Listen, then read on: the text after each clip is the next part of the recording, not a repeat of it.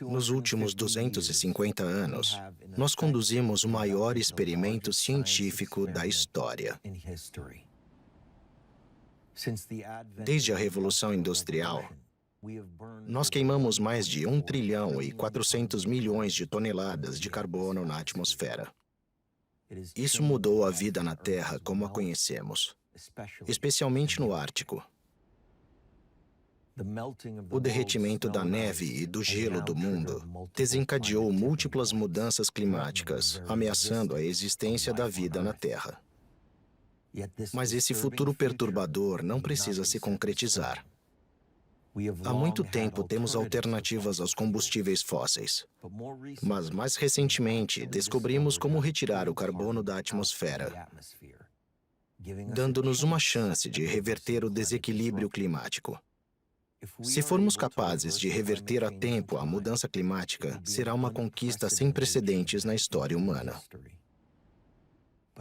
Mas o tempo está acabando. Cientistas dizem que devemos implementar essas soluções imediatamente. Nesse ponto crítico, devemos dar voz aos especialistas imparciais que nos apresentaram os fatos que eles levaram a vida toda para descobrir. É hora deles serem ouvidos. Eles são os cientistas, pesquisadores e inovadores que encontraram soluções para preservar a vida do planeta que compartilhamos.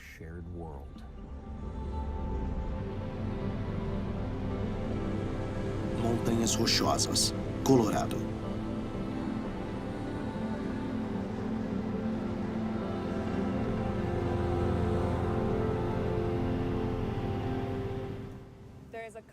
Existem vários projetos que requerem obtenção manual de amostras. Um deles é o registro do gás carbônico ao longo do tempo. Pela disposição dele, ainda é necessário que alguém obtenha amostras pessoalmente toda terça-feira. Eu sou a pessoa que tem que pegar o Snowcat para fazer as mensurações.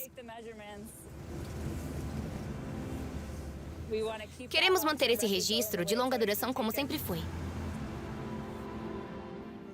Monitorar e rastrear o que temos feito com a atmosfera é uma tarefa séria e difícil. Durante os últimos 50 anos, pesquisadores dedicados de todo o mundo viajam semanalmente aos mesmos lugares, colhendo amostras de gases de efeito estufa que causam a mudança climática. Estamos a 3.500 metros no rio Niwot, na porção frontal das Montanhas Rochosas, no Colorado. E esse é o local de retirada de amostras da NOAA. É o terceiro mais longo do mundo. Estes são os frascos que vamos usar para colher as amostras. São de vidro. E depois que os enchermos com ar, vamos levá-los para o nosso escritório do NOAA em Boulder, onde serão analisados com frascos similares vindo de todo o mundo. O motivo pelo qual fazemos isso aqui, em lugares que são bem altos, é que o ar é bem misturado, então conseguimos uma boa amostra de toda a atmosfera. A pequena entrada no teto. Quando eu ligo a bomba, ela leva o ar para esses frascos. Esse é, na verdade, todo o ciclo do carbono. E gases de efeito estufa. E gás carbônico e metano são os maiores. Quando eu colhi a primeira amostra, em 78, eu medi 322 partes por milhão. E ainda não sabemos o quanto vamos medir nessa amostra, mas será por volta de 408. Então é um pequeno aumento. E agora eu vou guardar tudo e deixar tudo pronto para a amostra da semana que vem.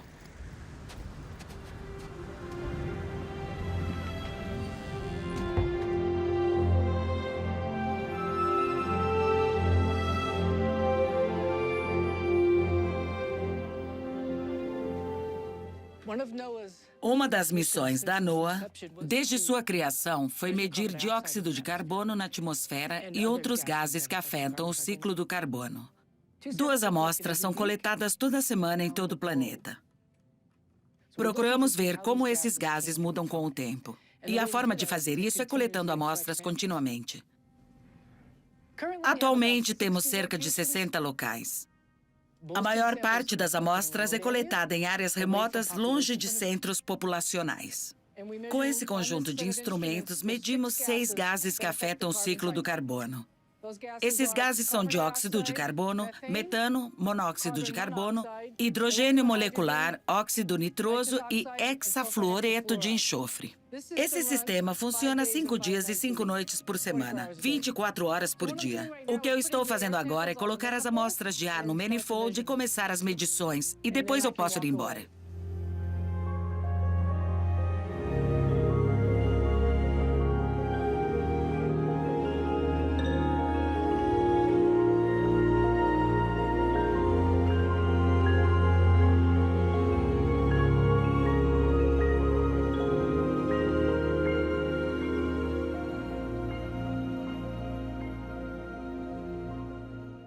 Eu lidero a rede de referência global de gases estufa da NOAA.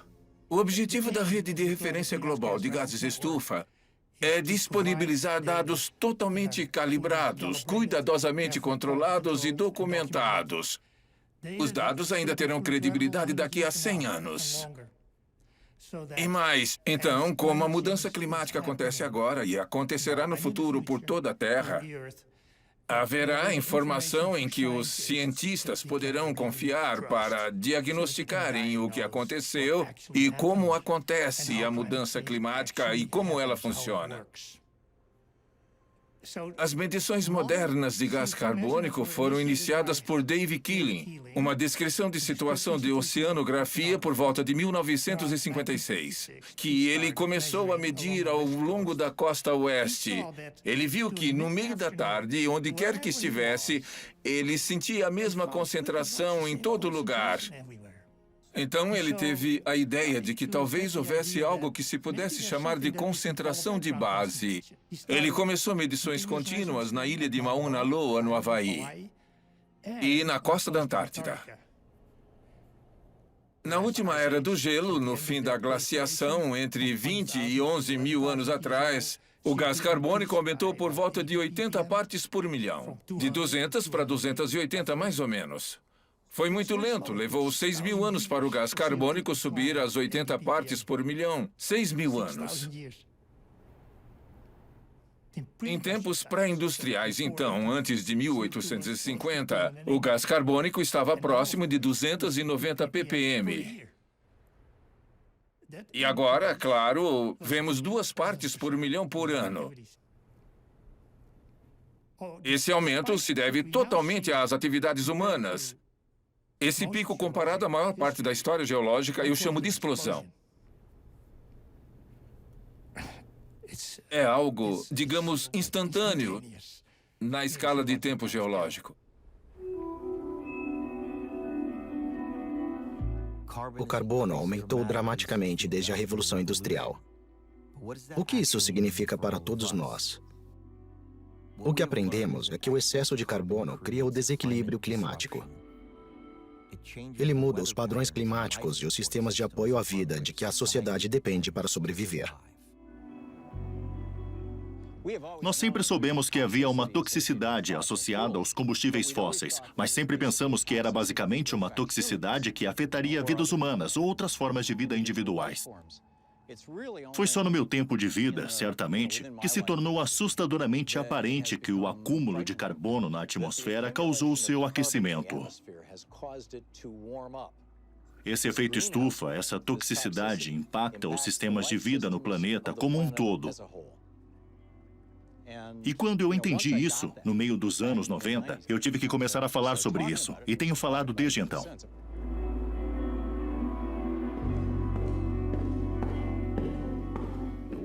Quando falamos sobre aquecimento planetário perigoso, estamos nos referindo a algo parecido com 2 graus Celsius. Por volta de 3,5 graus Fahrenheit de aquecimento do planeta relativos às eras pré-industriais. É quando começamos a ver alguns dos piores e mais irreversíveis impactos da mudança climática. Derretimento substancial das camadas de gelo e o associado aumento substancial do nível do mar, secas permanentes nas latitudes médias e a lista continua. Catastrófico seria o derretimento das maiores camadas de gelo, a calota da Groenlândia e a calota ocidental da Antártida. pois as maiores cidades costeiras do mundo seriam inundadas. Haveria menos terra. Haveria refugiados ambientais, pessoas saindo de suas regiões, pessoas saindo dos trópicos porque está esquentando demais para a habitação humana. Está esquentando demais para a agricultura. Plantações nos trópicos diminuiriam dramaticamente sua produtividade. Em resumo, seria um mundo com menos terra, menos comida, menos água e mais gente. E essa é a receita para um desastre de segurança nacional.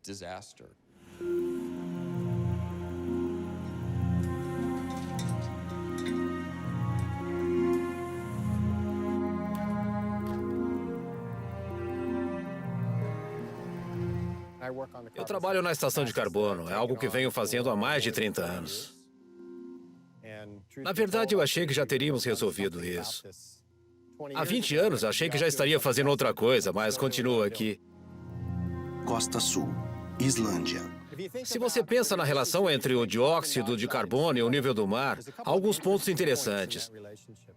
Um deles é quando o gás carbônico chega a 400 partes por milhão. Isso é quente o bastante para derreter partes da Antártida, partes da Groenlândia. Essas partes são pedaços que são aquilo que chamamos de base marinha. Então a base da camada de gelo da Antártida Ocidental está abaixo do nível do mar, porque está presa a sedimentos. E uma vez que ela começa a derreter, é assustador. Não sabemos como isso vai parar. E estamos perigosamente nesse ponto agora.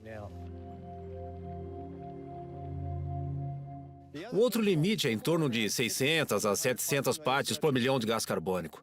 É quente demais para não haver mais gelo, terras geladas no planeta. E o nível do mar sobe em 80 metros. Estamos a caminho de 700 partes por milhão.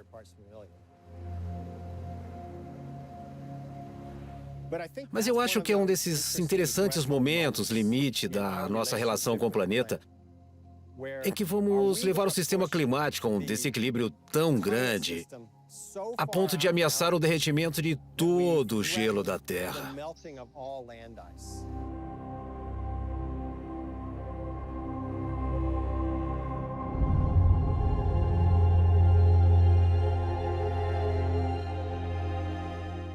Sim, mudou. A natureza islandesa está passando por mudanças por causa da mudança climática. Isso é muito visível na Costa Sul. Por exemplo, nosso maior glaciar, Glaciar Vatnajökull, ou glaciar de água. Se você traduzir diretamente, se retraiu bastante. É uma observação interessante. Todos percebem quando vão para a Costa Sul, quando dirigem sobre a ponte islandesa de quase 1 quilômetro de comprimento, que quase não tem água debaixo dela. Então você pensa, por que construir uma ponte tão grande para quase nenhuma água? Bem, essa é a mudança climática. O rio mudou seu curso por uma retração do glaciar.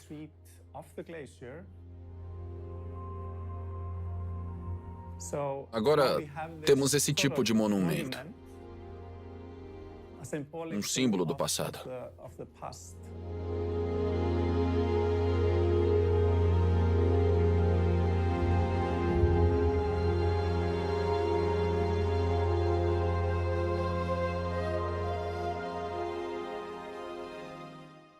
O Ártico é um lugar profundamente diferente agora. No Ártico, os impactos da mudança climática são os mais extremos. O que os cientistas estão descobrindo é que o que acontece no Ártico tem impactos importantes para o resto do planeta. Estou trabalhando com medição de gases de efeito estufa no Ártico e entendendo como os gases estão mudando ao longo do tempo. Estou preocupada com o aumento da temperatura no Ártico e o impacto que isso pode ter em todos os sistemas árticos. O que eu acho que é extremamente importante é que, com a redução do gelo que temos agora e todas as outras mudanças, podemos mudar todo o sistema climático e isso tem impacto global. Nós sabemos que as mudanças que vemos no Ártico não ficam só no Ártico.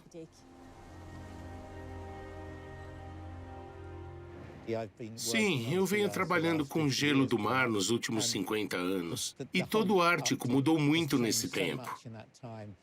Perdas de gelo, perdas não só de área de gelo, mas a perda aparente de grandes campos de gelo do passado, com grandes picos e gelo muito, muito espesso. Todo esse cenário gelado acabou.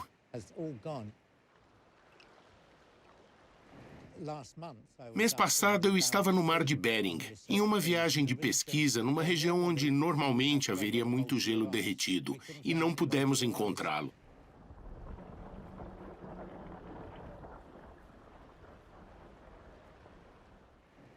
O gelo todo estava muito fino, 30 centímetros de espessura.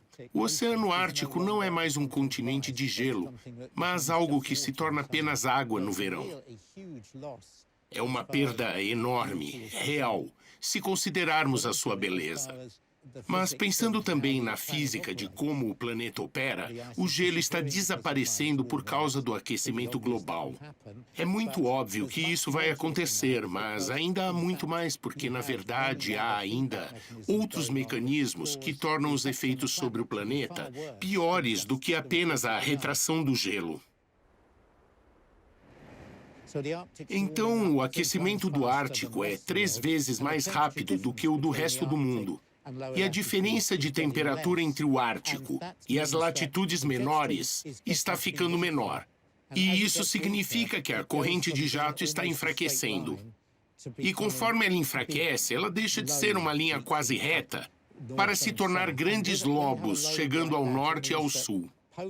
Quando você tem um lobo como esse, isso significa que o ar polar pode descer para latitudes mais baixas do que alcançaria normalmente em um setor. E no setor leste ou oeste, você tem mais ar quente subindo para o norte do que deveria. Então você tem extremos climáticos bizarros que todos estão comentando. O problema é onde essas massas de ar estão causando mudanças tão extremas. São latitudes nas quais você tem produção máxima de alimento.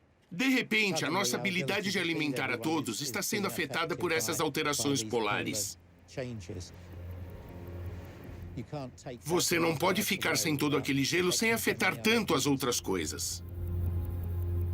Primeiro registro de uma rachadura no mar de gelo mais espesso do Ártico. Águas que costumam ficar congeladas se rompem 2 vezes neste ano, em fenômeno que cientistas consideram assustador.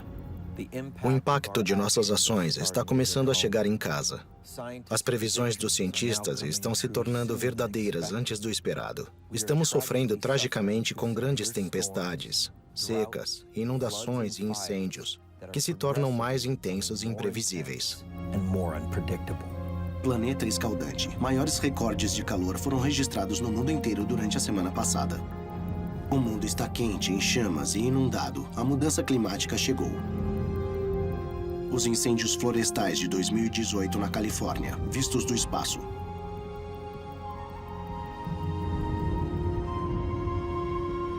O mês mais quente já registrado na Terra. 22 países têm o julho mais quente já registrado. A única certeza dos cientistas: vai piorar. Motor 1, ok. Motor 2, ok. Caminhão 1, dirija-se à quadra 1, setor 7, Santa Rosa, Califórnia, 2017. Quadra 1, setor 7, 63. O fogo começou quase simultaneamente em vários locais. Mais de 7.000 estruturas foram destruídas e mais de 3.000 casas, eu acho que nos primeiros dias do fogo. Talvez por volta de mais ou menos 100.000 pessoas foram evacuadas do local. É um trauma coletivo. Soava como uma zona de guerra, parecia uma zona de guerra. Quando houve um incêndio em Haley, levou um dia para chegar aqui. Queimou a mesma área, mas levou um dia. Queimou menos de 200 estruturas. Esse incêndio começou à noite. Chegou a Santa Rosa em 4 horas e meia. E não há comparação além da área atingida. A equipe de gerenciamento de incidentes da Califórnia veio ajudar. O cara balançou a cabeça e disse: "Nunca vi nada assim, e faço isso há muito tempo." Claro que não é reconfortante, mas é onde nós estamos agora. Se continuarmos tendo esses eventos, como protegeremos nossos cidadãos? Como protegeremos nossa infraestrutura? O que devemos fazer para ser o melhor possível? Passamos por 4, 5 anos de seca. Essa seca ataca toda a vegetação, todas as árvores, e sabe-se que os ventos em Geyser Peak, em uma das estações climáticas, marcou 170 km por hora. Eu não sei o que fazer com esse tipo de vento. Quando uma coisa pega fogo, tudo o que você pode fazer é tentar adivinhar onde é que ele está indo e com que rapidez ele vai chegar lá. Eu nunca pensei que o fogo viria das colinas e varreria os vales de Santa Rosa. Nunca mesmo. Carros foram virados, havia pedaços enormes de brasas voando e muito além do fogo. Dá para ver árvores onde os galhos estão arrancados. Eles não estão queimados, eles estão arrancados. Esses desastres naturais são tão comuns agora que as pessoas sabem que vão acontecer com a sua comunidade. Não é questão de se, mas de quando. É um alerta para todos de que a mudança climática está aqui e que precisamos nos planejar para ela.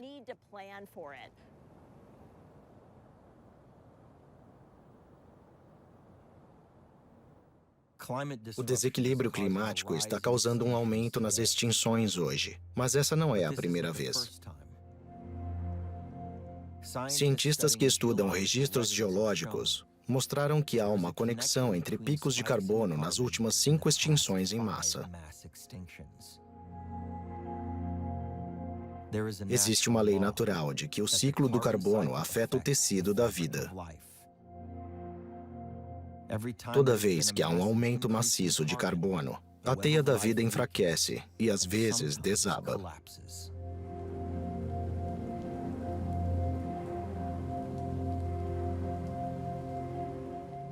Eu venho estudando a forma como o ciclo de carbono é associado com a ocorrência de extinções em massa. E se o ciclo do carbono pode passar por instabilidades associadas a elas. Então, o ciclo do carbono é onde vida e ambiente interagem.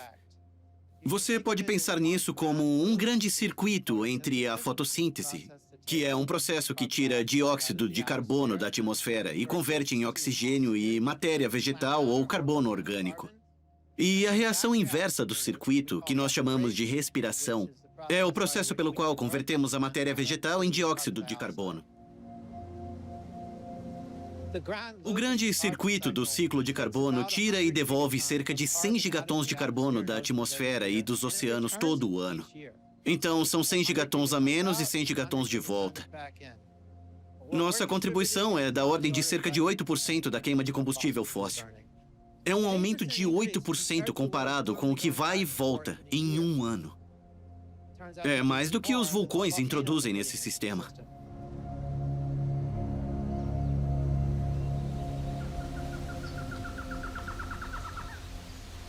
La Finca Luna Nueva, Costa Rica. O planeta está constantemente reequilibrando seus ciclos, como o ciclo da água, seu ciclo do nitrogênio e o ciclo do carbono. Você precisa pensar nisso como fluxo contínuo. E parte disso é o planeta pegar todo o carbono que estava nos dinossauros e plantas terrestres e transformar em petróleo e combustíveis fósseis. Por longos períodos de tempo, ele foi sequestrado e éramos uma espécie jovem. Depósitos de carbono no solo, formações geológicas ou oceanos.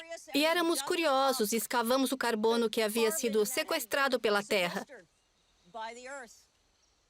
E o queimamos sem saber que era como queimar mobília em uma casa com as janelas fechadas.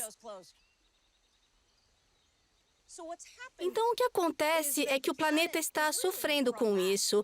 Há um excesso de carbono na atmosfera. Isso está causando um desequilíbrio nas condições de vida na Terra. Como bióloga, quando eu vejo a mudança climática, sim, eu vejo os mares subindo e as calotas polares derretendo. Essas são evidências para mim.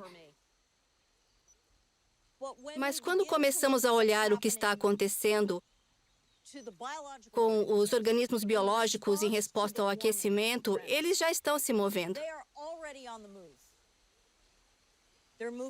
Eles estão se movendo em direção aos polos para se resfriarem. Estão se movendo das montanhas mais baixas e se elevando, o que significa que o seu alcance está mudando. Às vezes eles se movem sem seus facilitadores. Uma planta vai para o norte e seu polinizador não faz isso. Isso é chamado, em nossa fria linguagem biológica, de desequilíbrio ecológico.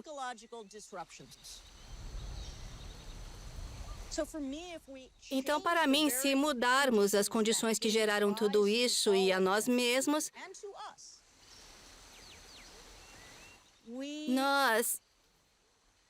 vai ser uma loucura.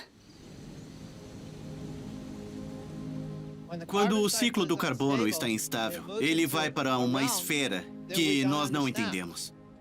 Voltando ao tempo geológico, ocasionalmente acontecem essas explosões no ciclo do carbono e em que as coisas mudam. Uma delas é muito conhecida, o máximo térmico do Paleoceno-Eoceno, 55 milhões de anos atrás. E outras que são muito piores, mais destrutivas, eventos catastróficos, são extinções em massa. O pior deles conhecido como extinção permiana. Esse é o registro histórico, mas o que estamos fazendo com o ciclo do carbono agora é outro tipo de problema, porque agora sabemos que aumentamos o dióxido de carbono como consequência do uso dos combustíveis fósseis. E então a questão é se esse risco produz as rupturas que vimos no passado, que poderiam criar o que eu chamaria de instabilidade no ciclo do carbono. Esta é uma em que pequenas mudanças se tornam grandes mudanças. É a definição precisa de catástrofe para os cientistas. Quando você parte para o nível individual, perder a casa para a inundação é uma catástrofe.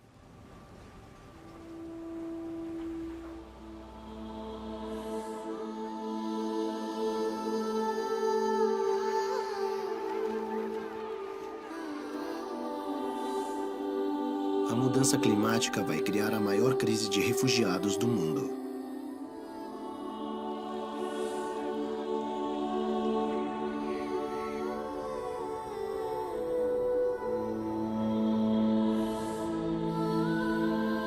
A mudança climática está se tornando uma ameaça principal à biodiversidade.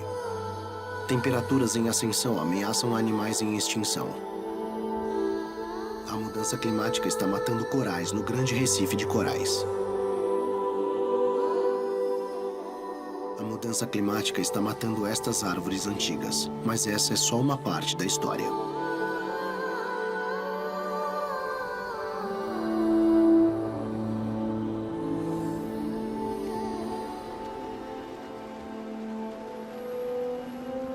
Agora, todos nós somos refugiados do clima.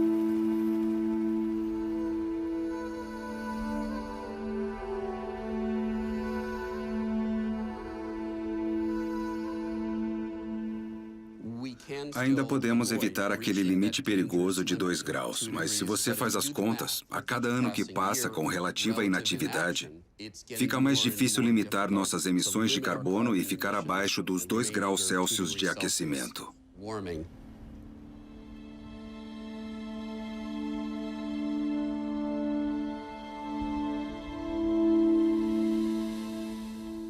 Eu olho para a sala e vejo que a decisão é positiva. Eu não ouço qualquer objeção. O Acordo Climático de Paris foi aceito.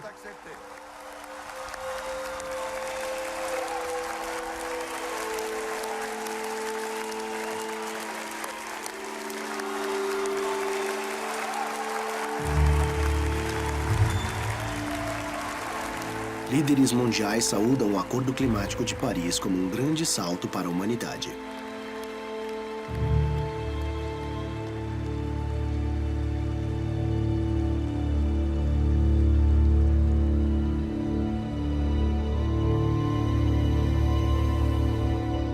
Tempo restante para o fim do orçamento de carbono.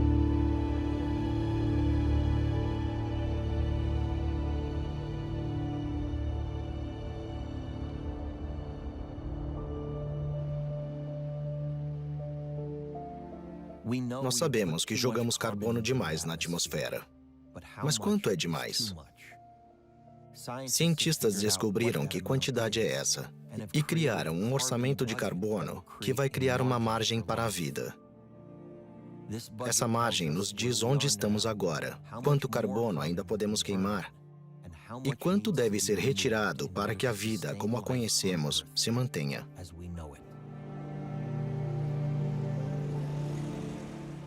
Eu diria que o maior desafio é, de fato, uma mudança climática perigosa.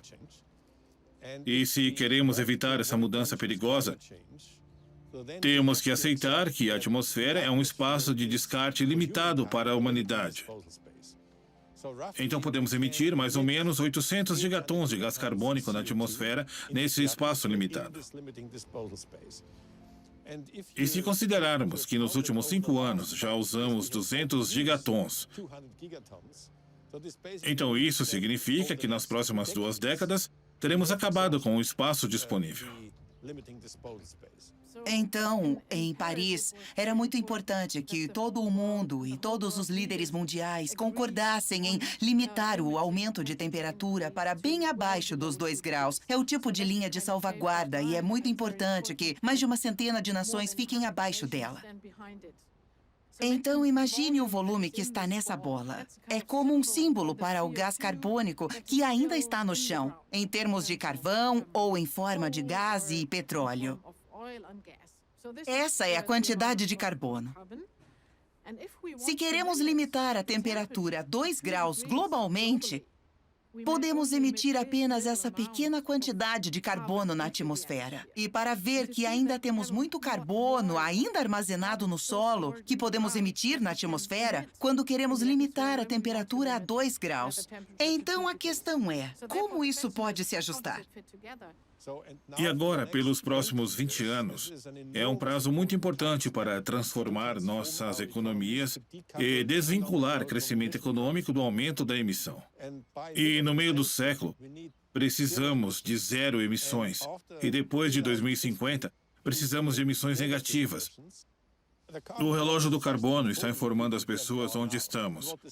Qual é o caminho para esgotarmos o espaço disponível da atmosfera? E esse é um desafio enorme para a humanidade.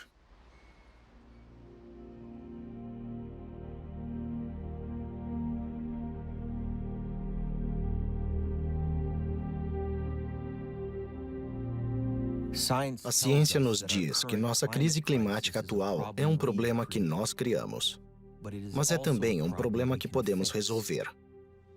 Não só precisamos parar de emitir carbono nos níveis atuais, passando a utilizar energia renovável, mas também é crucial retirar carbono da atmosfera. A mudança climática pode ser revertida se agirmos agora. Recentemente, pesquisadores descobriram quais soluções podem reduzir o carbono, nos levando a níveis pré-industriais. Norte da Califórnia, floresta Redwood.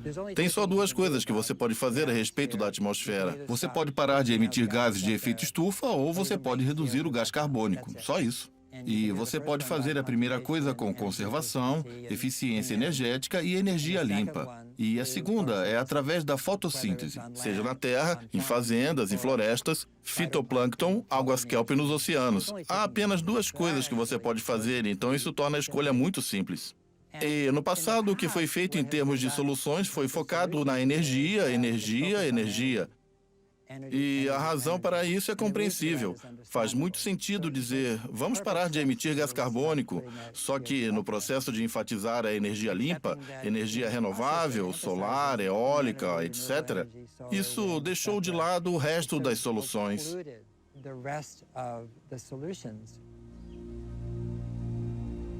Drawdown, reverter a mudança climática retirando o carbono que já emitimos da atmosfera, reduzindo nossas emissões de carbono de modo geral. A proposta de Drawdown era ver se as 80 soluções que modelamos poderiam chegar ao ponto em que pudéssemos reverter o aquecimento global em 30 anos, indo da redução à reversão.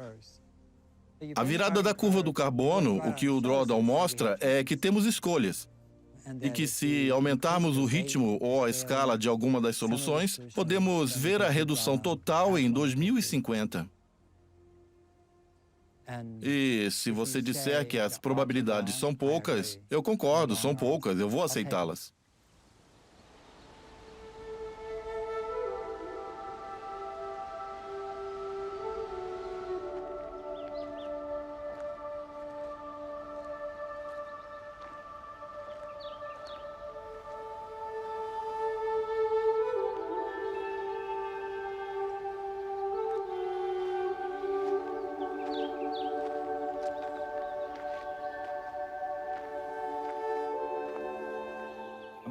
Meu nome é Linwood Gill. Eu sou o chefe florestal da companhia You Saw Redwood Forest.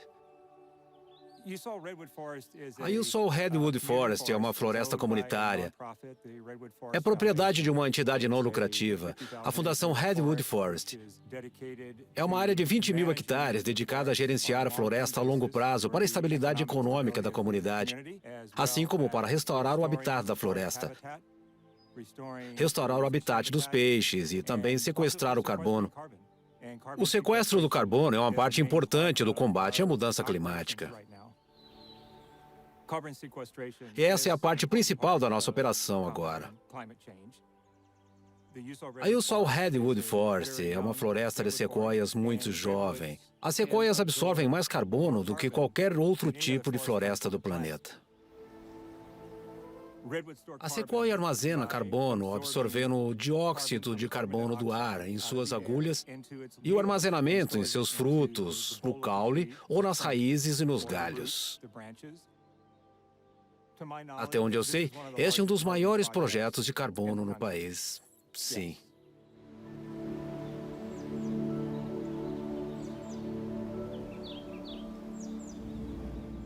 Eu sou o gerente de projetos de biocarvão da Fundação Redwood Forest. Somos uma espécie de tempestade perfeita aqui na Califórnia, onde temos mais de 100 milhões de árvores mortas na Sierra. E precisamos fazer algo a respeito. Nós temos o chamado besouro do pinheiro ocidental, que sobrevive se alimentando do pinus ponderosa e outras árvores. E esses besouros estiveram por aqui por milhares de anos e viveram em harmonia e equilíbrio com as árvores. Mas, infelizmente, devido à mudança climática e à longa seca, milhões de árvores estão muito fracas e têm dificuldade de se defender do besouro.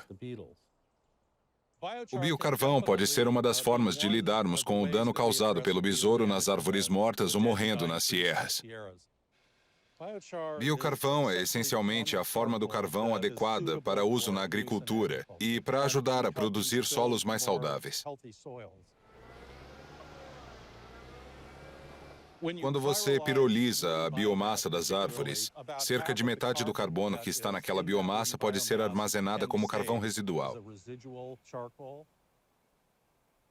E o biocarvão é como o cerrado para o solo, em termos de retenção de nutrientes. Ele consegue reter água, é como uma arquitetura. Ele incuba a vida. Você economiza cerca de metade do carbono que está na planta e então pode dar melhor uso a ele e o retém no solo para maior benefício da agricultura. Nós temos toda essa biomassa com a qual precisamos fazer alguma coisa. Elas correm risco de incêndio e, como você sabe, no momento temos algo como 10 incêndios na Califórnia. Produzindo biocarvão, podemos retornar um pouco desse material para a floresta de forma segura. Ou podemos retirar um pouco do biocarvão e levar para o Vale Central, que precisa desesperadamente de regiões aquíferas. É um dos benefícios do biocarvão. Ele pode ajudar a reter água nos solos. Se usamos biocarvão em apenas 10% do solo do mundo, vamos retirar 29 bilhões de toneladas de gás carbônico. 29 bilhões de toneladas está em 10% e será apenas com o uso de material extra desperdiçado. Então isso é significante. Então temos os créditos de carbono. E para manter esses créditos de carbono, temos que empregar trabalhadores para fazer os inventários florestais, para trabalhar com os verificadores de carbono, para garantir que o carbono que dizemos que está na propriedade está lá e que será mantido no futuro. Eu gostaria de pensar que somos um modelo que pode ser compartilhado e reproduzido. Não é ciência espacial. O armazenamento de carbono, quando pensamos no futuro, é importante. E precisamos de florestas mais velhas e maiores. Florestas intactas que sabemos que nunca serão derrubadas e podem continuar perpetuamente.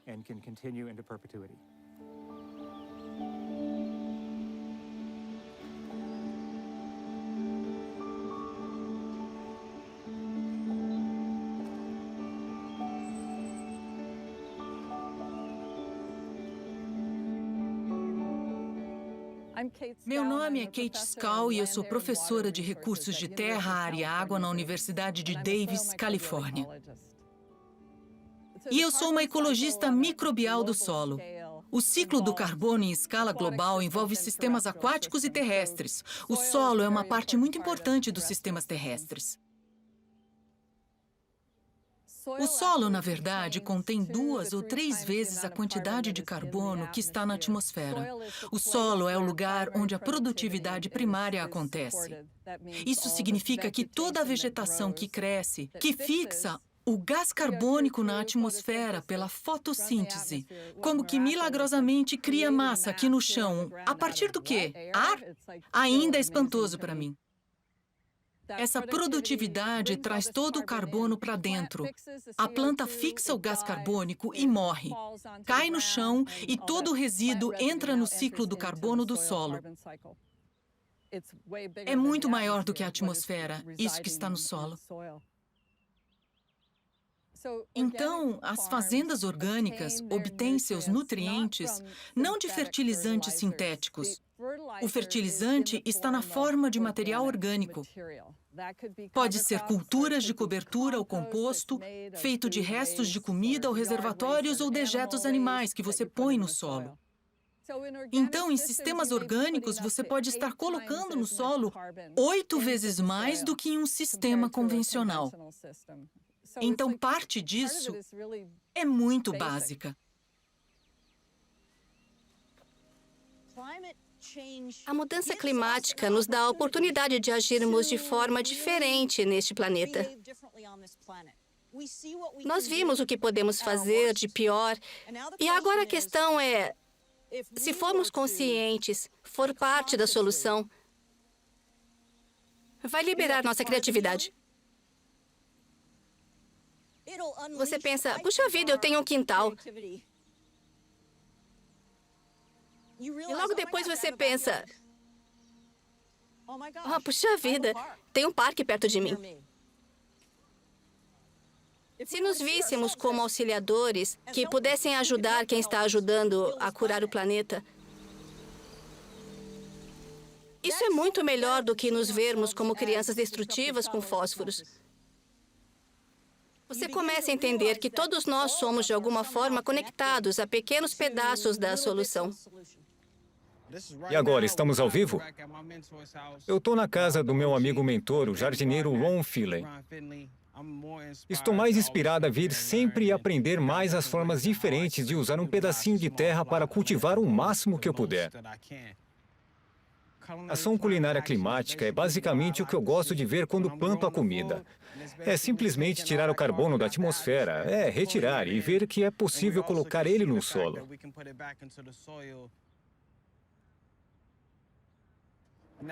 E, ao mesmo tempo, criar empregos verdes e lidar com coisas como diabetes, obesidade na minha comunidade de onde eu vim. Sabe, tem muitos terrenos, muito acesso à cidade, tem muita água disponível, muita. É uma bela reação de causa e efeito. A gente literalmente tira todo o veneno tóxico que emite na atmosfera, e o melhor jeito de transformar isso é plantando comida. Põe no telhado, põe na janela. Mas a gente sente o calor aumentando. Sabe, ser um agricultor é ser um futurista. Não existe mentalidade apocalíptica. Você tem que plantar água e pensar que vai colher o que plantou. Então essa é a conversa que eu gosto de ouvir, sabe? Quando se fala sobre transformação do clima, não vai acontecer do dia para a noite. A gente precisa começar. A hora é essa.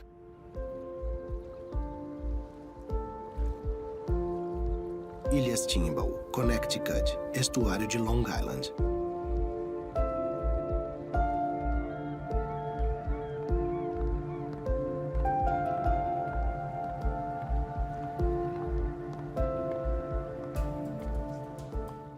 Meu nome é Brent Smith e eu sou proprietário da fazenda oceânica Timbal Island.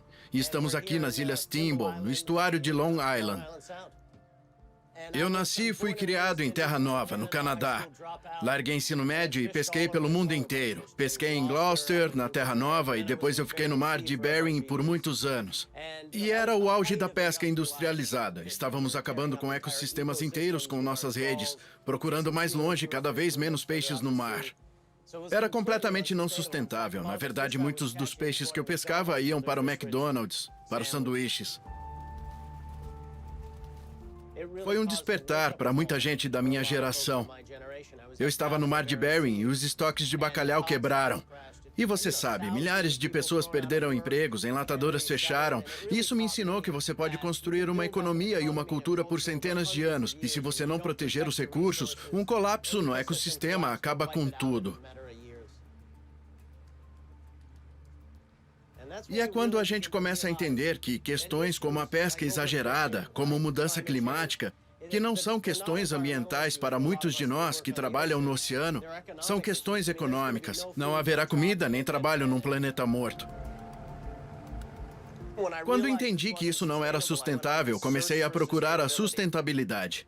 Eu me recoloquei como criador de ostras. E o que as ostras me ensinaram foi que a Mãe Natureza criou essas tecnologias milhões de anos atrás para diminuir o dano. Não precisamos de tecnologias avançadas. A Mãe Natureza tem algas marinhas e mariscos que sequestram 5 vezes mais carbono do que plantas terrestres. Filtram 50 galões de água por dia por ostra, tirando o nitrogênio do nosso sistema. Eu acho que o meu trabalho como administrador do oceano é trazer as tecnologias da Mãe Natureza e aplicá-las. É muito simples.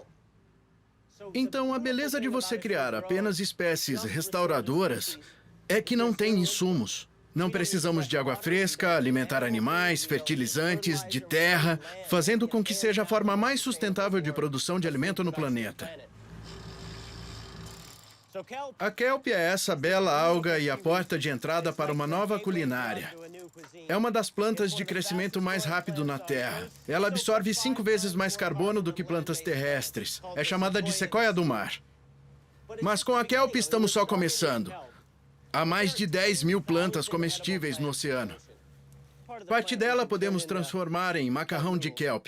Essa parte é biocombustível que transformamos em fertilizante e também comida para animais. Se você oferece uma dieta à base de algas para as vacas, consegue 90% de redução de emissão de metano. Vacas, ovelhas, cabras têm comido kelp por centenas de anos. Ilhas Hébridas, Maine, em todos os lugares. Podemos produzir de 10 a 20 toneladas de kelp em 4.000 metros quadrados, 150 mil mariscos. E se pensar numa rede das nossas fazendas do tamanho do estado de Washington, tecnicamente poderia alimentar o mundo. Se pegasse 5% das águas territoriais dos Estados Unidos e cultivasse do nosso jeito, poderia criar 50 milhões de empregos e sequestrar o carbono de 20 milhões de carros. Nossas fazendas também ajudam a mitigar a acidificação. O kelp cria o efeito halo, o que reduz a acidez nos oceanos e então permite às nossas outras e outros crustáceos criarem conchas mais espessas e menos suscetíveis à acidificação. Achei que a mudança climática devia demorar uns 100 anos, tipo em banho-maria. Mas ela está aqui e agora. Felizmente, como pescadores, podemos mudar para algo que a controle. Eu tenho orgulho de ajudar a alimentar o meu país e isso é muito empolgante. Eu faço parte do exército que vai ajudar. Espero salvar o planeta.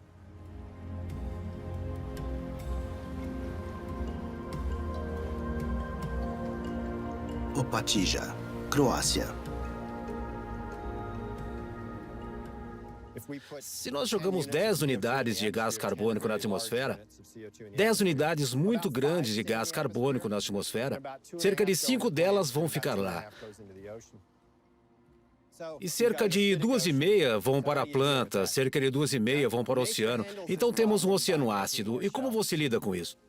A natureza lida com isso produzindo mais conchas, o que é a ideia de neve marinha. Pequenas criaturas crescem na água, elas produzem conchas de carbonato de cálcio e as conchas caem. O problema nisso é que o planeta gosta de operar em escalas de milhões de anos. E nós não.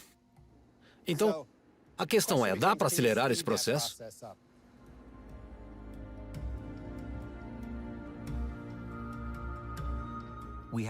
Nós temos que investigar todas as nossas opções. Há mais hipóteses experimentais que ainda precisam ser testadas. Uma solução pode estar em uma comunidade microscópica de vida, chamada neve marinha. Então, do que precisamos fundamentalmente? Bem, precisamos desse planeta como ele era. Temos que deixá-lo no estado como era 200 anos atrás. Maiores concentrações de dióxido de carbono aumentam a acidez do oceano. Os oceanos estão perdendo sua habilidade de capturar carbono na atmosfera e temos que tomar uma providência. Temos que ajudar esses sistemas com um ciclo de carbono entre a atmosfera, entre as plantas e a terra e também entre os oceanos. E com a neve marinha, é preciso apenas uma pequena ajuda nossa. Os produtos principais serão a remoção do dióxido de carbono e a produção de oxigênio. O que podemos fazer é inserir no oceano quantidades muito pequenas, minúsculas de ferro, mas muito, muito pequenas. Então, não tem nada a ver com o termo fertilização. Para dar uma medida, nós precisamos ao todo de cerca de 6 quilos de ferro para iniciar o processo em 100 mil quilômetros quadrados dos oceanos no sul. As células da matriz orgânica, que são a fundação para a formação da neve marinha. E aí, quando a matriz aparece, ela se torna muito atrativa para cianobactérias e bactérias heterotróficas que colonizam essas partículas e crescem ativamente. Então, nós as deixamos fazer seu trabalho, porque elas podem ficar suspensas por um grande período de tempo. Nós rastreamos essas partículas de neve marinha por mais de 4 meses. Então, elas podem flutuar e sequestrar matéria orgânica. E quando elas se tornam pesadas, elas simplesmente afundam para o leito do mar. A velocidade dessa mudança, o aumento nas concentrações e temperatura, nós devemos atuar e podemos.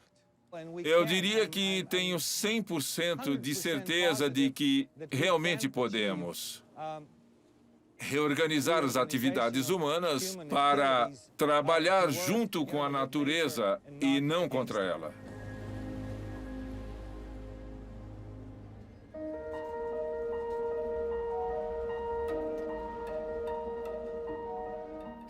A ciência provou há muito tempo que já temos tecnologias que funcionam e que elas já estão sendo implementadas. É apenas uma questão de vontade política e escala. Precisamos de múltiplas soluções avançando simultaneamente. Para resolver essa crise, é crucial que mudemos para a energia 100% renovável agora. Das 5 soluções principais, a segunda era a energia eólica, e isso não foi surpresa. Turbinas eólicas em terra. Ilhas Orkney, Escócia. A energia eólica em terra ser muito maior do que a energia solar foi uma surpresa para nós.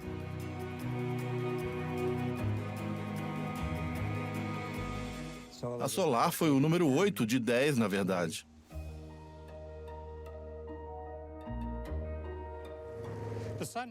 O Sol é o maior recurso que temos. Todos os outros recursos são menores se comparados com o Sol. Sabemos disso há muito tempo. Nós só nunca entendemos como aproveitá-lo economicamente. É isso que é diferente agora. A energia solar está em um estágio que já diminuímos o combustível fóssil. A energia solar existe faz tempo. Carter, nos anos 80, já havia instalado energia solar na Casa Branca. E Reagan depois a retirou. E apenas em 2001, quando a Alemanha começou a utilizar a energia solar em larga escala, começamos a ter o benefício da economia de escala.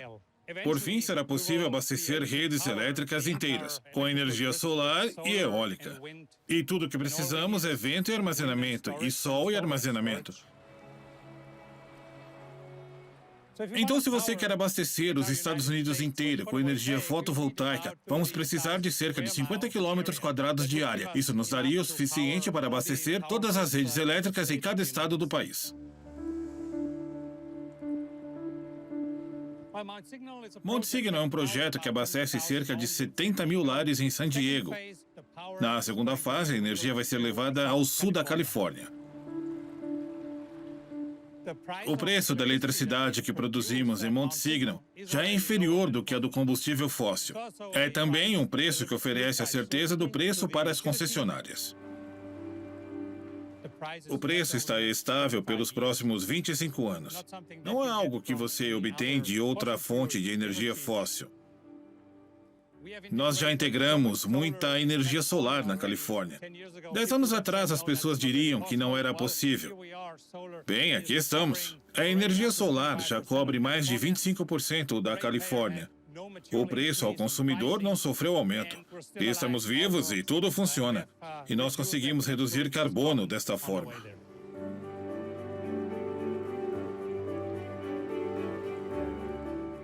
Nos últimos anos, nós vimos serviços públicos se oferecendo para comprar energia solar. Nós vemos essa mudança de mentalidade. Ainda não valorizamos o suficiente o valor que a energia fotovoltaica traz.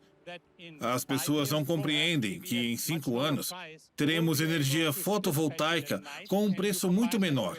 Vamos ser capazes de enviá-la à noite e, se combiná-la com a eólica, chegamos ao paradigma de vivermos um ambiente 100% renovável. E isso é factível, nós não precisamos de nenhuma nova invenção para isso.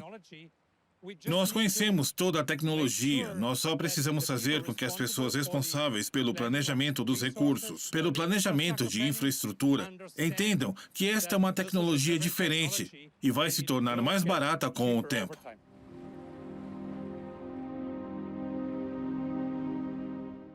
O carvão está voltando. O carvão limpo está voltando 100%.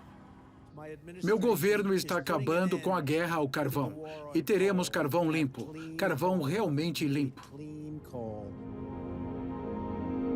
A energia limpa emprega mais pessoas do que combustíveis fósseis em quase todos os estados dos Estados Unidos. A maior companhia de carvão do mundo fecha 37 minas à medida em que o preço da energia solar despenca. A energia solar quebra o próprio recorde de energia mais barata de todos os tempos em qualquer lugar e de qualquer tecnologia. Às vezes é difícil comunicar ciência para o público. Agora você tem esse desafio e adiciona a ele um esforço concentrado dos interesses dos combustíveis fósseis e os grupos de frente que eles financiam para poluir o discurso sobre a mudança climática. Para confundir o público, confundir quem faz as políticas. Nós precisamos transformar nosso setor de energia e mudar da energia fóssil para a energia renovável. Bem, isso é muito inconveniente para os poderosos interesses dos combustíveis fósseis que têm milhões de dólares investidos em nosso vício contínuo em combustíveis. E eles lutaram com unhas e dentes para manter esse vício, em parte atacando a ciência, ligando a mudança climática a esse comportamento, a queima de combustíveis fósseis.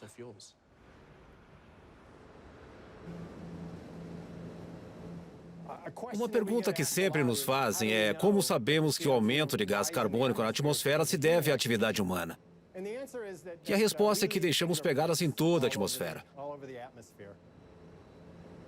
E uma das pegadas que deixamos na atmosfera é o que chamamos de gás carbono 14, ou carbono radioativo.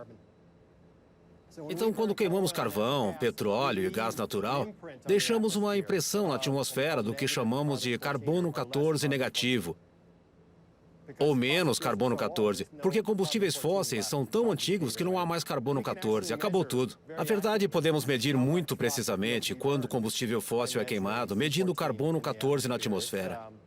É o sistema de verificação da natureza que temos.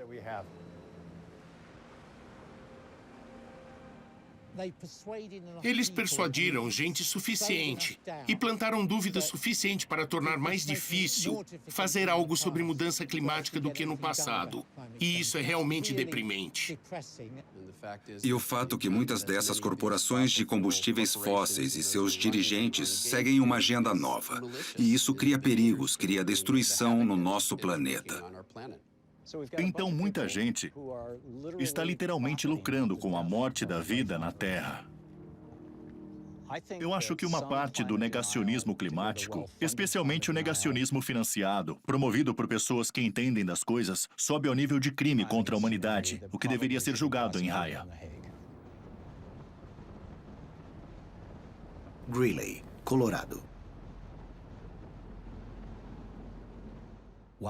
Embora os negacionistas climáticos tenham conseguido atrasar a ação, um problema muito mais nefasto surgiu. Muito recentemente, os cientistas registraram níveis crescentes de gás metano na atmosfera. O metano, um potente gás de efeito estufa, tem o potencial de aumentar ainda mais as temperaturas. O aumento do metano é um sinal de que estamos atingindo um ponto crítico de inflexão. Mas de onde ele vem? E o quanto isso vai acelerar o desequilíbrio climático? Os cientistas estão se apressando para descobrir.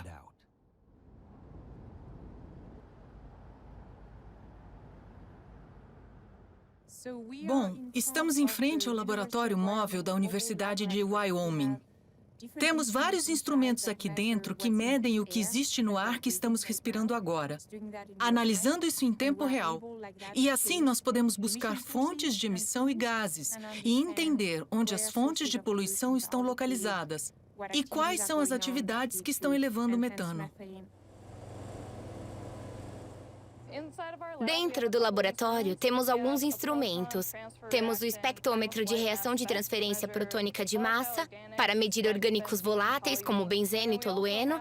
E também temos um eletroscópio de cavidade ressonante, para medir as concentrações de metano. Podemos ver os dados desses instrumentos em tempo real graças a uma entrada que temos no mastro acima da van, que suga o ar e alimenta os instrumentos.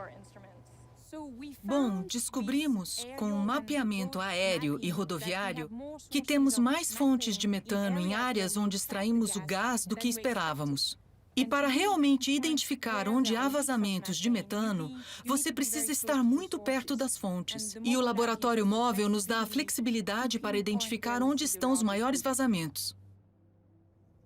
A empresa perfurou um mega canteiro com 22 poços no meio de uma instalação urbana remodelada no lado oeste de Greeley. Este é um canteiro que tinha muita contenção, dado seu tamanho e localização. E a comunidade local, pelo que eu soube, não é muito bem informada sobre o que está acontecendo na obra. Tem uma parede de areia enorme em torno da operação. E o Estado talvez não esteja fazendo o seu melhor para facilitar a comunicação. Vimos operações acontecendo com muita queima. Parece um volume grande de gás. A cor amarela da chama mostra que não é combustão completa.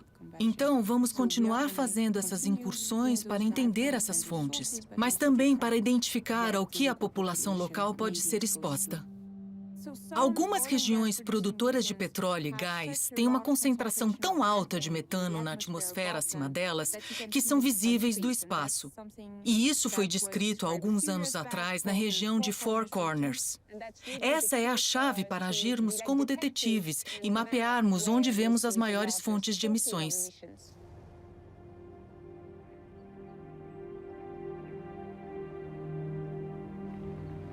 Farmington, Novo México. Então, em 2014, cientistas da NASA, em conjunto com a NOAA, a Universidade de Michigan e outros cientistas, identificaram um hotspot de metano do tamanho do Delaware na região de Four Corners. Esse hotspot é o maior acúmulo de gases de metano dos Estados Unidos. Este rancho, este local em que estamos, é mais ou menos o marco zero. Se fosse possível identificar o meio dessa nuvem no formato do Delaware, poderia muito bem ser aqui onde estamos. E já foi identificado que a causa dessa concentração de metano são principalmente as emissões de perfuração, como neste canteiro, como as de carvão e outros combustíveis fósseis. Então, o hotspot de metano é identificado basicamente graças à tecnologia que a NOAA e a NASA tiveram após o advento das câmaras FLIR, que são as câmaras infravermelhas que nos permitem identificar os vazamentos, as aberturas e chamas que causam o acúmulo de metano. Precisamos pensar nisso em seu sentido pleno. São 60 anos ou mais de vazamentos, escapes, chamas e práticas descuidadas aqui na bacia de São Juan. Mais de 400 mil hectares, no total de 30 mil poços, que fizeram com que esse acúmulo de metano acabasse por se formar e servisse de prova do que a perfuração do gás natural resulta no fim das contas. As pessoas se esquecem do fato de que os poços convencionais criaram o acúmulo de metano e que eles são um culpado diário. Bom, este é um poço de gás natural convencional. Este é um equipamento muito comum em toda a bacia de São Juan e em muitos campos de gás em todos os Estados Unidos. Este está com vazamento muito severo devido ao equipamento padrão que utiliza. Isso só exige, sinceramente, uma chave inglesa e um pouco de fita Teflon. Um pouco de atenção conserta este vazamento. Se eu tivesse um só desejo, seria o de trazer um investidor de petróleo e gás para cá e ficar com eles onde estou, deixá-los ver esse vazamento, deixá-los ver isso 18 mil vezes na bacia de São Juan e fazê-los parar de obstruir uma lei federal que seja aplicada para proteger minha família, para proteger os contribuintes do Novo México e para oferecer proteção federal justa e igualitária nos estados do Oeste. Vamos tirar esses caras da sala de reuniões, trazê-los para esse canteiro, deixá-los ver o vazamento que pode ser corrigido com facilidade. E quando eu descobri que o administrador da EPA, Scott Pruitt, sabia que os dados confirmavam que vazamentos de metano e os produtos químicos que os acompanham faz mal a crianças, muito mais do que faz a mim, fiquei indignado que ele tentasse, de novo, cancelar as proteções federais para nós. Sabe, se alguém viesse à minha fazenda com o objetivo declarado de prejudicar os meus filhos, teria de ser sob o meu cadáver.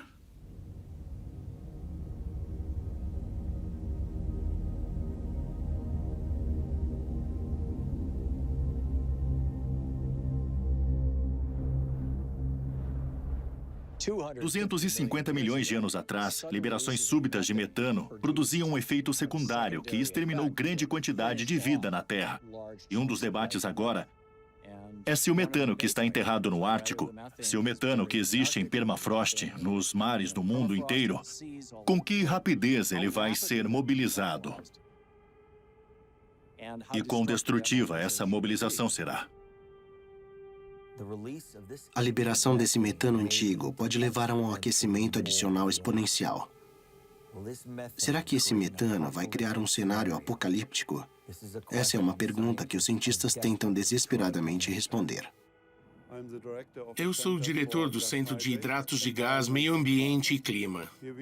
Temos uma equipe de 50 a 60 cientistas trabalhando na compreensão do impacto do metano no sistema climático global. Esse metano é armazenado no fundo do Oceano Ártico em enormes reservatórios, em locais que às vezes conhecemos, mas muitas vezes não sabemos muito a respeito deles. Então, estamos aplicando aqui métodos geofísicos para quantificar os reservatórios de hidrato de metano e também para analisar a estabilidade desses hidratos de metano não só hoje, mas também no futuro. O metano é um dos gases de efeito estufa mais agressivos. O metano tem, infelizmente, uma vida mais curta. A Terra tem um sistema natural para regular a entrada de metano do oceano na atmosfera. E este sistema está funcionando de forma bastante eficiente. Mas esse sistema também está mudando, porque o sistema de correntes oceânicas está mudando, a temperatura do oceano está mudando, a química do oceano está mudando. Então, o metano manteve um equilíbrio por algum tempo e durante os últimos anos vemos um aumento bastante claro. Não sei de onde este sinal está vindo e, no momento, isso é claro, coloca pressão sobre a comunidade científica para dar uma resposta aos políticos. O que está acontecendo com o metano na atmosfera? De onde ele está saindo? Por que ele está ficando mais instável? Já fizemos algumas campanhas de medição muito abrangentes, onde medimos no fundo do mar, no oceano, na superfície do mar e no ar ao mesmo tempo para entender como o metano é regulado em todo o sistema. Existe muito metano armazenado no fundo do mar. E é tanto que uma pequena mudança poderia impactar o oceano ou a atmosfera.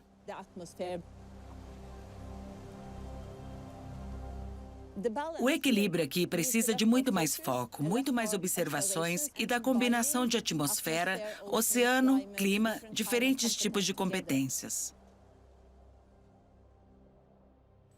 Na minha profissão, me interesso pelo estudo das emanações frias de metano no oceano. No Ártico Russo e também no Mar Barents, são basicamente correntes de bolhas de gás subindo do fundo do mar, e essas bolhas de gás são compostas principalmente de gás metano. Primeiro é hidrato de gás, é uma forma sólida, tem estruturas praticamente iguais às do gelo. E o gás também pode estar presente em forma de gás livre, bolhas de gás. As plumas de bolhas de metano podem variar em algumas áreas do Ártico. Encontramos emanações de gás de até 900 metros.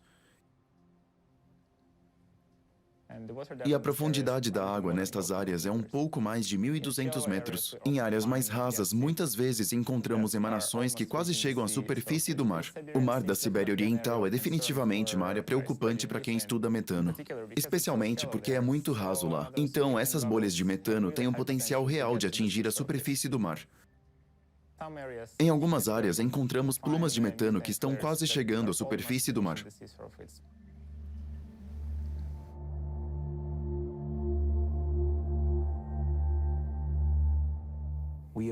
Nós aquecemos a atmosfera de tal forma que atingimos o ponto de inflexão de um Ártico derretido. Enfrentamos agora a possibilidade de uma mudança climática abrupta. Os modelos atuais prevêem que vamos passar longe do Acordo de Paris, em 5 graus ou mais, provocando a ativação de pontos de inflexão ainda mais catastróficos. O aquecimento pode levar a grandes injeções de metano na atmosfera. É algo com o que precisamos nos preocupar. Eu só acrescentaria que é um dos muitos estressores possíveis. Nós passamos para uma situação de alto risco, onde nós realmente não temos nenhuma experiência. Nós com isso.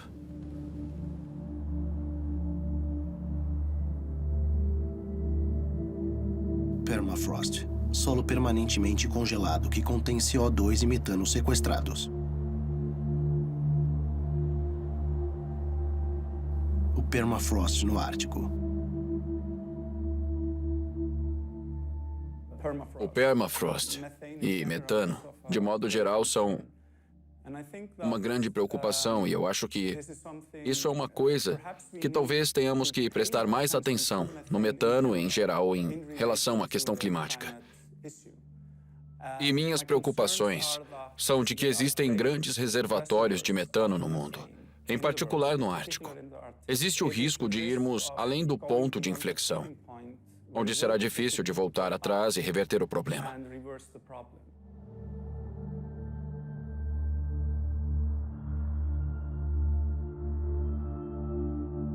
Território de permafrost, Alasca. É um mecanismo de feedback muito plausível que em solos árticos, solos de permafrost, haja uma enorme quantidade de material orgânico congelado. E a quantidade que está disponível lá, que pode se transformar em gás carbônico e metano, é talvez 3, 4 vezes maior que todos os combustíveis fósseis que já queimamos.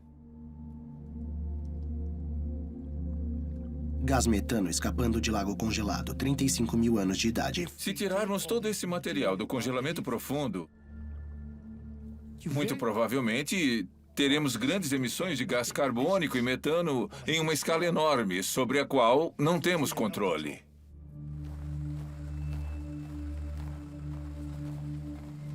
Eu estudo emissões de metano de lagos.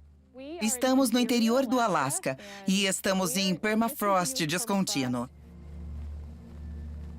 Isso que estamos vendo é metano microbiano.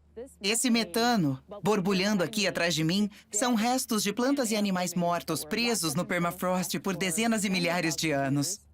E à medida em que o permafrost derrete, os micróbios devoram o carbono do solo e o transformam em metano. Coleta de amostras de gelo para datar emissões de carbono. Esse é o processo de derretimento do permafrost.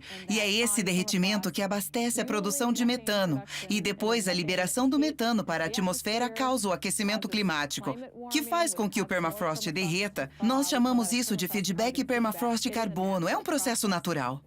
E a nossa preocupação, porém, é que, como o aquecimento climático está mais rápido do que nos últimos 10 mil anos, esse permafrost vai reagir, derretendo muito mais rápido e liberando o gás metano ainda mais depressa. Agora, sempre que vou a um novo lago, eu tento acender esses balões de gás, porque é uma concentração muito elevada de metano, é altamente inflamável. O teste de chama dá positivo quando eles contêm metano. Então, é uma cromatografia rápida de gás no lago para nos dizer se temos um lago de metano ou se estamos lidando com um outro tipo de lago. Muitos lagos novos estão se formando que não estavam aqui há 30 ou 60 anos atrás. E esses lagos têm 10, 100, 1000 vezes mais metano do que o resto dos lagos. Eles são um retrato do tipo de emissões de metano que devemos esperar ver nos próximos 10 a 50 anos. Quando o permafrost se aquecer e derreter, e esse ciclo de feedback ganhar força e se acelerar. Agora, é o metano? É o permafrost? É o carbono orgânico dissolvido no oceano e subitamente remobilizado? Essas coisas são todas correlacionadas. Então, o que precisamos perguntar é: existem feedbacks positivos dentro do sistema? A resposta é sim. Então, é uma conclusão lógica, apenas questão de bom senso. Quanto menos nós as perturbarmos, melhores as coisas vão ficar.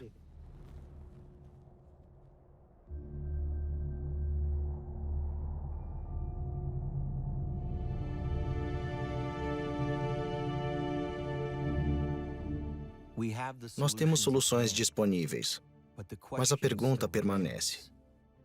Podemos nos mobilizar e agir coletivamente antes que seja tarde demais? Não existe vontade no mundo para isso.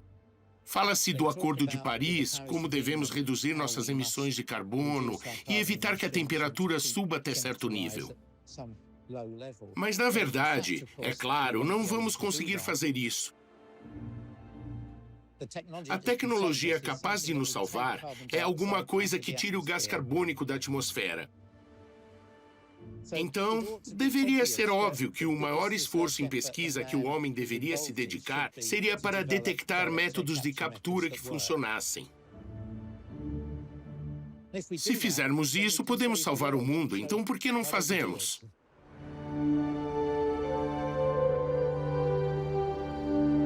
Máquina de captura direta de ar, Zurich. Direct Air Capture são máquinas que captam o ar do ambiente e extraem o gás carbônico dele. Nos últimos 10 anos, venho trabalhando nos aparelhos com o objetivo de viabilizá-los com o menor impacto energético possível e, por fim, com a maior economia. Essa máquina consiste em 4 contêineres de carga de 12 metros e pode ser de qualquer tamanho, não existe limite. Então, admitimos o ar do ambiente aqui e lá dentro temos uma estrutura de filtros. Usamos o calor dos dejetos incinerados para abastecer a instalação. Depois que o gás carbônico é capturado, esse gás vai para uma estufa. E essa estufa usa o CO2 para aumentar a concentração de gás carbônico na atmosfera da estufa, o que já é feito hoje em dia, mas com gás carbônico fóssil. E de amanhã em diante, elas vão usar gás carbônico atmosférico.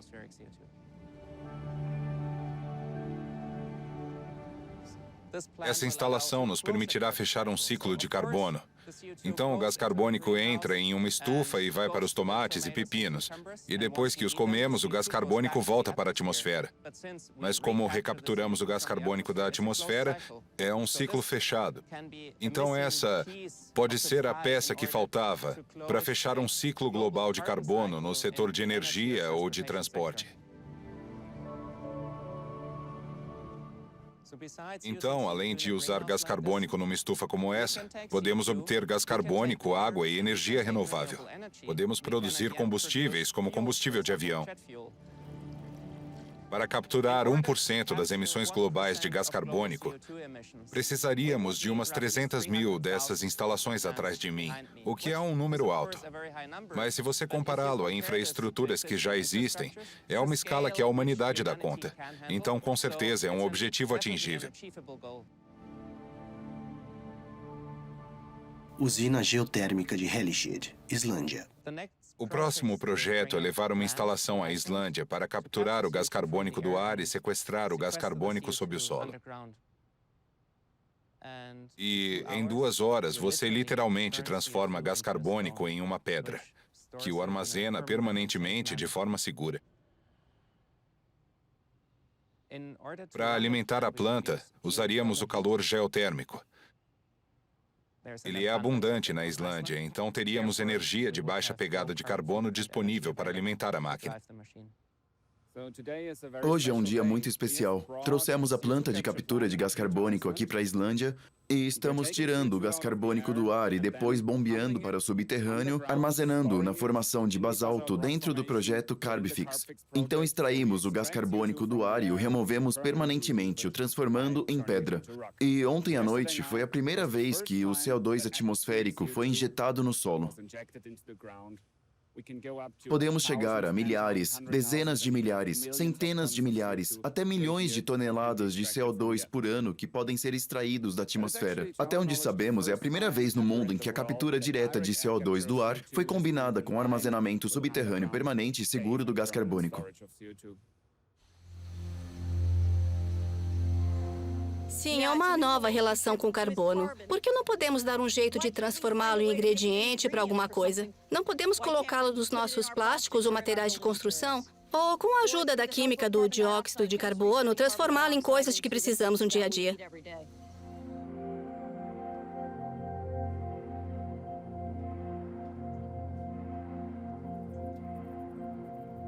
Caminho de luz de uma folha.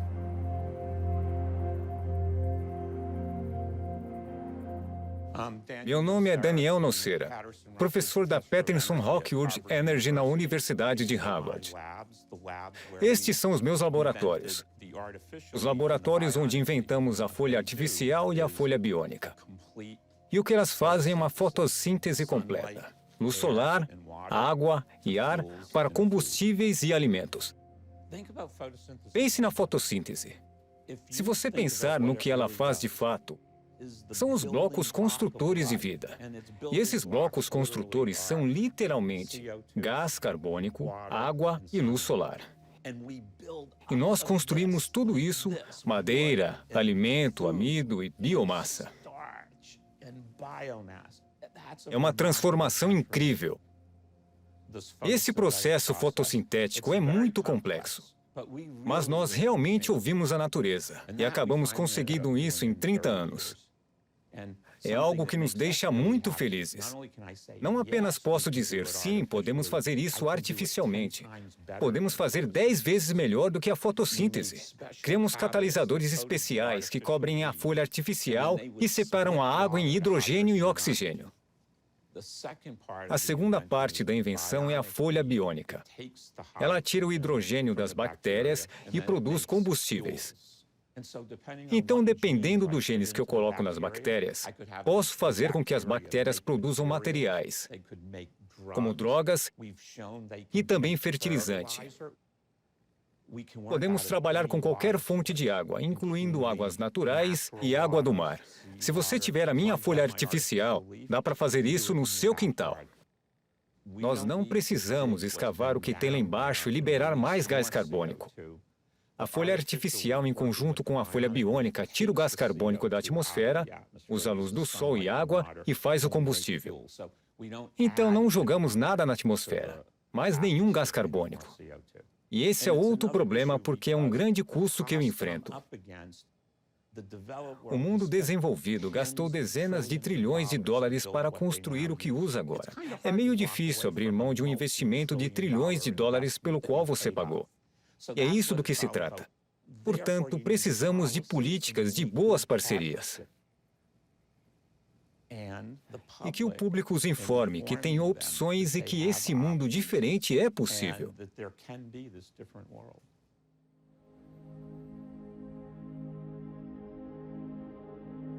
Esse novo mundo pode ser sustentável, inovador e lucrativo. A economia verde está criando milhões de empregos e ainda criará muitos mais. Ela se iguala e irá ultrapassar a economia da indústria do combustível fóssil. O desafio de reverter o desequilíbrio climático abre oportunidade para todos. Hoje é mais lucrativo do que nunca ser verde.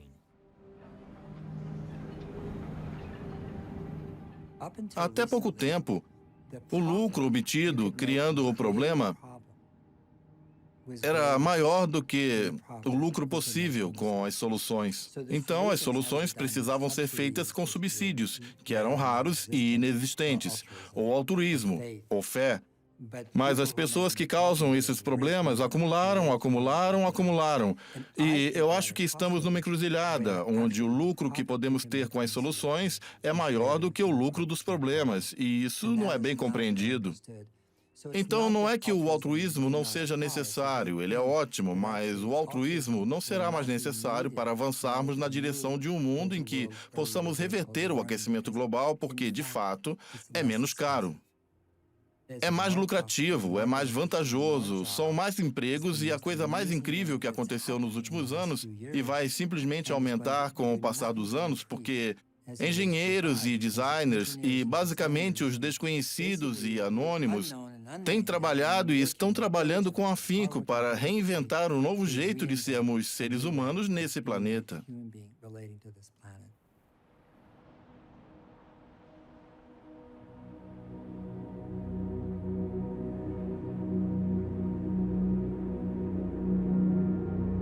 Ilhas Orkney, Escócia.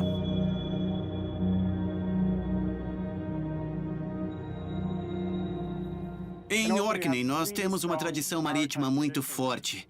E desde os anos 70, a indústria de gás e petróleo em Aberdeen tem sido um grande contribuinte para a economia local, oferecendo dezenas de milhares de empregos. Mas nos últimos anos temos visto uma grande queda na indústria de gás e petróleo e no preço do petróleo. Mas temos muito pessoal qualificado em operações offshore na região. E eles estão encontrando novos empregos em energia renovável offshore em empresas como a nossa. A energia maremotriz é um recurso quase que totalmente inexplorado. Achamos que temos potencial no mundo inteiro para cerca de 100 gigawatts de capacidade, talvez mais. E isso resulta numa energia de baixo carbono para milhões e milhões de lares. O que temos aqui é o gerador flutuante de energia maremotriz mais potente do mundo. Temos duas plataformas onde os dois rotores são montados.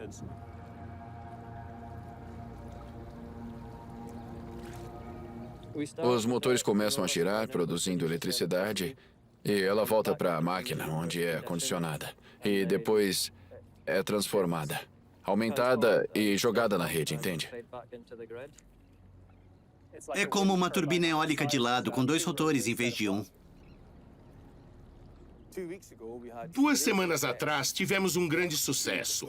O primeiro período de 24 horas de geração contínua desse dispositivo. Na verdade, ele operou além das nossas expectativas. O dispositivo em si gerou mais de 18 megawatts-hora de energia nesse período de 24 horas. Estamos convergindo para métodos mais tradicionais de geração renovável e apresentando a energia das marés como uma tecnologia competitiva no mundo inteiro.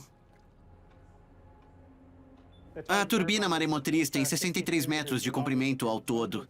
Fazemos toda a conversão de energia dentro do dispositivo e aí exportamos para a rede de eletricidade do Reino Unido. Nós pretendemos ter dezenas de milhares dessas turbinas maremotrizes nesse sistema totalmente integrado para produzir energia de baixo carbono e estamos muito empolgados com isso. Centro Europeu de Energia Marinha, EMEC. O EMEC montou um laboratório de teste, porque sabemos que existe uma quantidade enorme de energia nos oceanos no mundo inteiro, e estamos tentando aproveitá-la. Então percebemos que uma das coisas mais importantes era ter um centro de teste que nos permitisse descobrir como fazer isso adequadamente. Então o que temos é um local onde temos cabos no mar que permitem que os desenvolvedores dessas máquinas as conectem aos nossos cabos e à eletricidade. Então ela é levada para a terra. E então é jogada na rede nacional. Isso é real. Isso é produzir eletricidade com a água do mar. Nesse momento, temos um dispositivo chamado Pinguim, e é de uma empresa chamada Wello. E a máquina deles é um pêndulo dentro de um barco. E conforme o barco se mexe, esse pêndulo se move horizontalmente, e isso gera eletricidade. O mar é implacável e realmente danifica o equipamento. Então, fazer um equipamento confiável, robusto, eficiente, economicamente viável, tudo isso são coisas que estamos tentando fazer. Mas a coisa mais inteligente é que nós fizemos essa alquimia. Nós transformamos a água do mar em eletricidade. E isso é grandioso, porque as pessoas se preocuparam durante anos se isso era possível. E nós mostramos que é.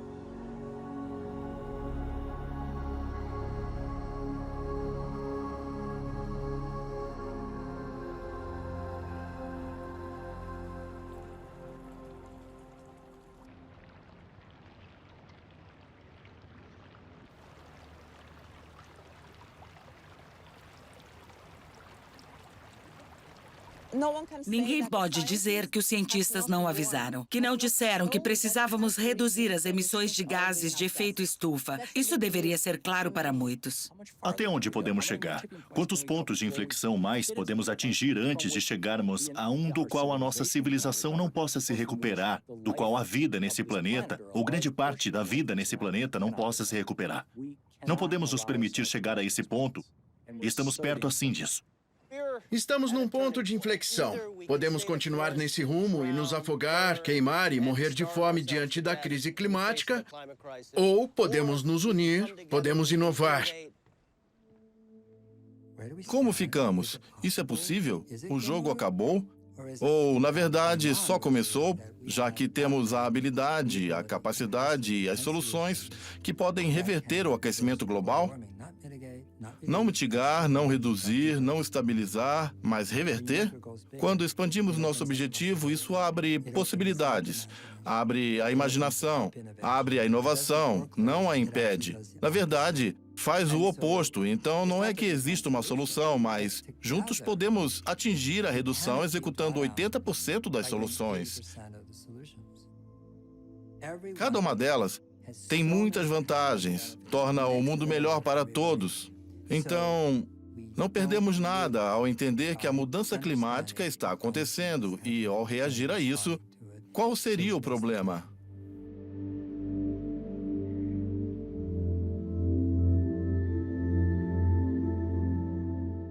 Nós somos a primeira geração a ver o avanço do desequilíbrio climático e a última a ter uma chance de corrigi-lo. Apesar de todas as provas, estamos queimando combustíveis fósseis num ritmo cada vez maior. Nós ouvimos os cientistas que nos disseram a verdade, baseada em pesquisas reais. Está na hora de encerrar o atraso, de ouvir e de implementar as soluções disponíveis. O tempo está acabando. O gelo está derretendo. Medidas decisivas precisam ser tomadas agora. Não existe opção. Esse momento está dentro do nosso alcance. Vamos agarrá-lo. Cabe a nós, a cada um de nós, salvar este extraordinário planeta azul para as gerações futuras.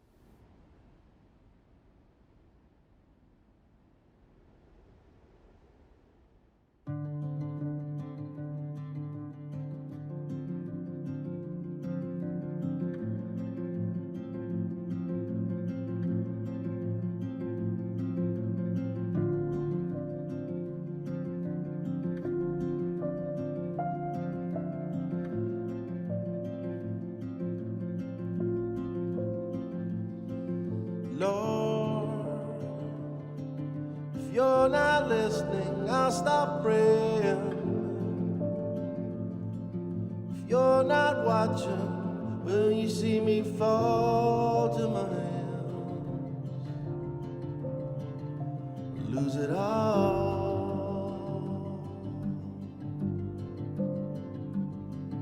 Lord, if I can't see it, I can't feel it.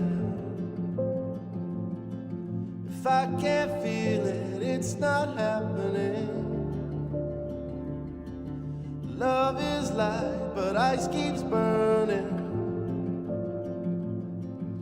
Love and hope are just a fall from your hand. Can you hear us calling again? Lord, we're all lost, is life worth living? If you're not watching, I'm not doing wrong. Hope and rain and ice is burning.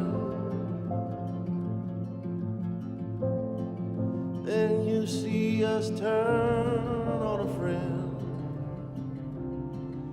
Will you hear them calling again? Lord, the world ran dark, the wave came crashing. If we're all gone, will you still carry on? If love is light, but ice keeps burning, will you see us ride to the edge? One last fall from your hand. Dear Lord, if you don't want me, I'm not staying. Love is light, light keeps burning in. Let me know if I'm worth saving. We're almost gone, so if we fall again, will you carry on? If we're falling in, will you catch us up?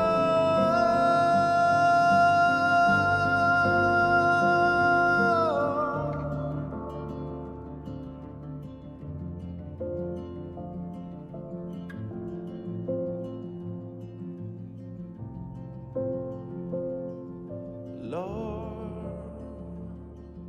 just let me know if I'm worth saving.